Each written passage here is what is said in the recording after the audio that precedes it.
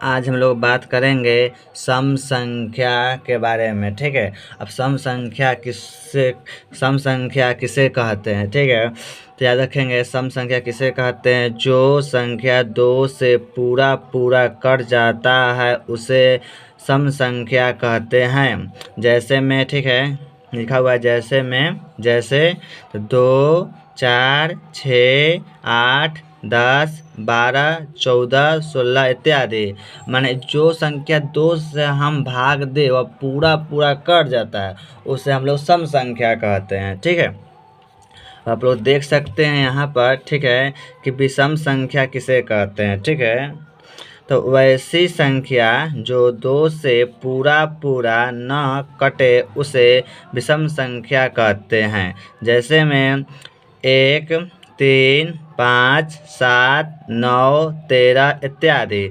जैसे विषम संख्या का मतलब क्या होता है, जो 2 से भाग देने पर वह न करता है पूरा उसे हम लोग विषम संख्या कहते हैं। ठीक है, अब लोग देख सकते हैं।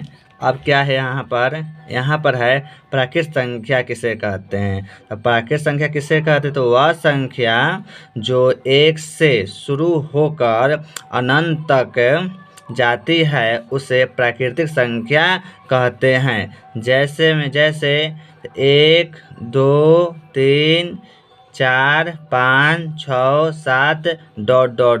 दे देंगे। ठीक है, अब यहाँ पर कहता है, ठीक है, कि पूर्ण संख्या किसे कहते हैं।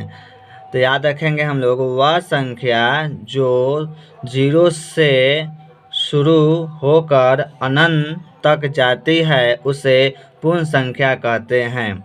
जैसे गिनती जो होता है, गिनती की संख्या में है ना, तब गिनती जब लिखते हैं तो पहले क्या देंगे, 0 लिखेंगे, उसके बाद 1, 2 लिखेंगे। क्या लिखेंगे, 1, 2 लिखेंगे। ठीक है, जैसे 0 दे देंगे 1, 2, 3, 4, 5, 6, 7, 8, 9, 10। अब जितना लिखना होगा उतना आप लिख सकते हैं, उसमें कोई दिक्कत नहीं है। लेकिन हम लोग क्या किए हैं इसको कि पे 0 दिए हैं, 1 लिखे, 2 लिखे, 3 लिखे, 4 लिखे, 5 लिखे, 6 लिखे। ... मतलब होता है अनंत तक होता है, जहाँ तक आप लिख सकते हैं वहाँ तक लिख सकते हैं, कोई दिक्कत नहीं होता है। अब इसमें देख सकते हैं पूर्णांक संख्या किसे कहते हैं। तो पूर्णांक संख्या किसे कहते हैं, तो धनात्मक, ऋणात्मक और शून्य से मिलकर बनी हुई संख्या पूर्णांक संख्या कहलाती है।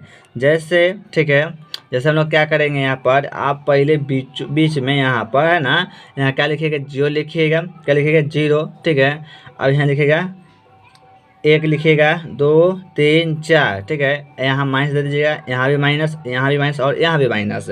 इधर जो संख्या होता है इधर वाला, ठीक है, उसमें माइनस नहीं दीजिएगा। ठीक है, जैसे में कि धनात्मक में क्या होता है, प्लस होता है, और ऋणात्मक क्या होता है, माइनस होता है। ठीक है, अब देख सकते हैं हम लोग हैं, ठीक है, अब भाज्य संख्या और अभाज्य संख्या। ठीक है, अब भाज्य संख्या किसे कहते हैं और अभाज्य संख्या किसे कहते हैं।